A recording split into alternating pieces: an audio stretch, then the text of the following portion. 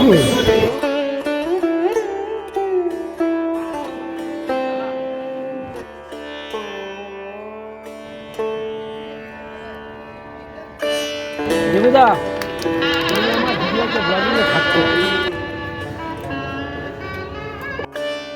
বন্ধুরা, তাহলে একটা ওয়েডিং ব্লগে আপনাদের স্বাগত জানাই। আমরা এসেছি আমার বন্ধু কাম কলিগের সঞ্চারীর বিয়েতে। তো আমাদের প্রথমে ট্রেনে করে সেই নিউ গড়িয়াতে চলে আসতে হলো। আর আসার পরে দেখলাম যে মোটামুটি অফিসের সকলেই চলে এসেছে। তো যথারীতি সকলের সাথে একে একে পরিচয় করে তাদেরও একটু ভিডিও নেওয়ার চেষ্টা করি। সবাই থাকছে আমার ভিডিওতে, হ্যাঁ একদম, কেউ বাদ যাবে না।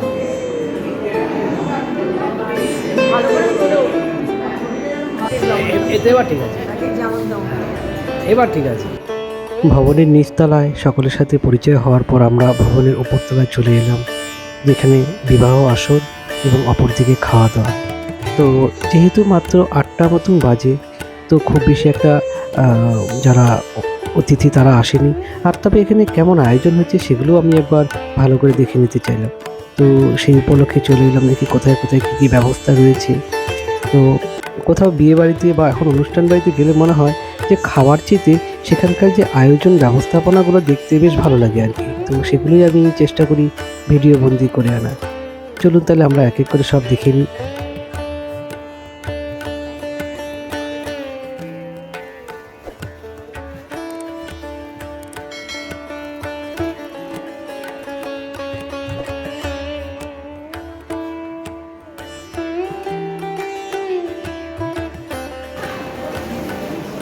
এটা কি আছে? আচ্ছা ঠিক আছে, দেখি এটা একটু খুলে দেখিয়ে দেন দেখি।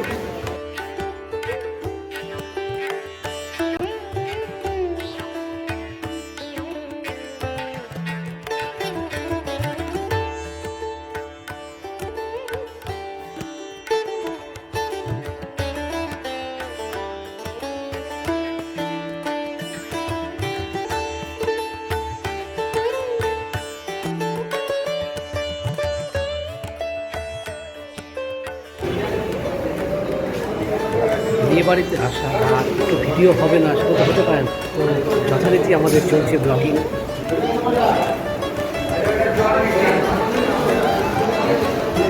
একটু খুলে দেখা দেখি। ও আচ্ছা, আসেনি, এটা তো এসছে, এটা আসেনি। আচ্ছা আচ্ছা,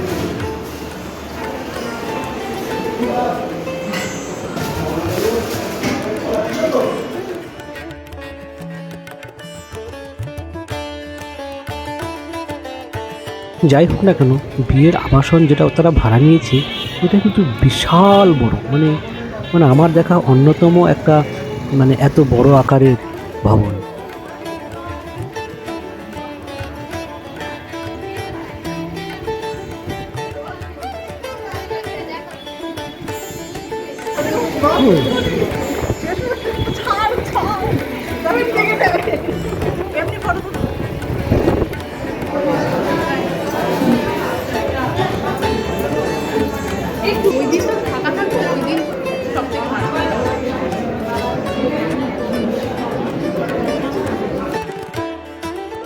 আজকালকার দিনে বিয়েতে কিন্তু এটা খুবই নর্মাল হয়ে গেছে যে বিয়ে বাড়িতে মানে হচ্ছে যখন ফটোগ্রাফাররা যথেষ্ট পরিমাণে কন্যাকে বা বরকে তারা ঘিরে থাকবে, বিভিন্ন রকমের পোজ তাদেরকে দিতে দিয়ে ফটো তোলার মতো ব্যবস্থা। জানি তাদের এটা পেশা, কিন্তু মাঝে মধ্যে এমন মনে হয় যে যেন সমস্ত অ্যাটেনশন ক্যামেরাওয়ালারই নিয়ে রেখেছে। মাঝে মধ্যে আমাদেরকে একটু সুযোগ দেওয়া উচিত ভালো করে ফটো তোলার জন্য, ভিডিও করার জন্য।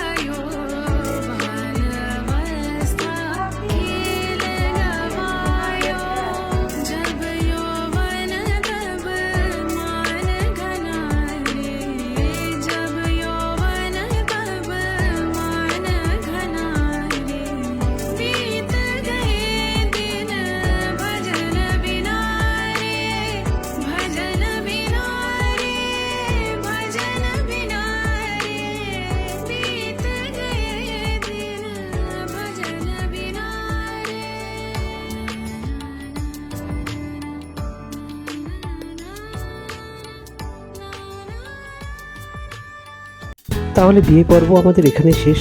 এবার চলুন আমরা আপনাদের নিয়ে যাই উত্তরপাড়াতে, যেখানে আমাদের রিসেপশনের জন্য নিমন্ত্রণ ছিল। সে ভালো আনার দায়িত্ব আমার। হ্যাঁ,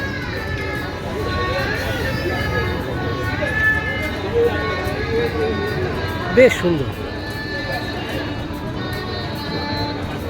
আমরা এসেছি উত্তরপাড়ার স্বস্তিক ব্যাংকোয়েট হলে।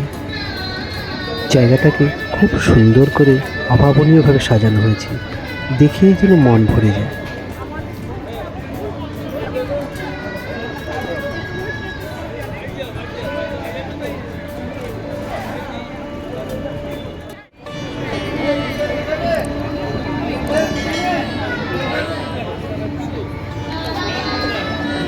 চলুন তাহলে আমরা এই অনুষ্ঠান প্রাঙ্গণের চারপাশটা আপনাদের ঘুরিয়ে দেখাই, এবং পাশাপাশি আপনারাও একটু এখানকার অ্যাম্বিয়েন্সটা ফিল করুন, এবং তারপরে আমরা পৌঁছে যাব বরকনের কাছে।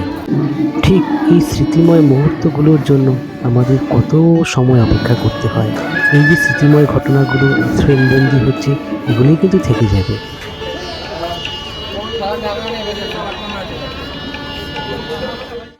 সবশেষে যেটা হয় পেট পুজো। আমাদের যেহেতু অনেকটাই দূরে যেতে হবে, তাই আমরা কিন্তু খুব বেশি একটা দেরি না করে বেশ সকাল সকাল কিন্তু খাওয়া দাওয়াটা সেরে নিচ্ছি। আমাদের সাথে যারা এসেছে দেবদা, ওরা তাদের অলরেডি হয়ে গেছে, তো আমরা ভাবলাম তাদের সাথে ফিরে যাব, তো সেই জন্য যতটা সম্ভব তাড়াতাড়ি করার চেষ্টা করছিলাম।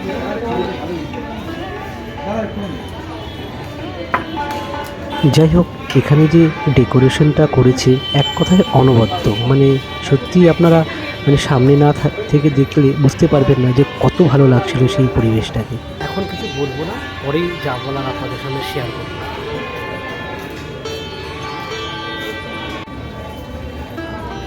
টিক টিক করে ঘড়ির কাঁটাও কিন্তু এগিয়ে যাচ্ছিল। আমরা জানি যে আমাদের যেহেতু ফেরার ব্যাপার রয়েছে সময় মতো, তো আমরাও চেষ্টা করছিলাম ওই অতটুকু সময়ের মধ্যে যে সমস্ত জায়গাগুলো আপনাদের জন্য ভিডিও করে রাখা যায়, এবং পরবর্তীকালে যাতে মনে হয় সেই স্মৃতিময় মুহূর্তগুলোকে, সেগুলোই আমি ক্যামেরা বন্দি করছিলাম। দেবুদা, তুমি আমার ভিডিওতে ব্লগিংয়ে থাকছো, তুমি তো নিশ্চয়ই দেখেছো আমার ভিডিও, এরপরেও থাকছো।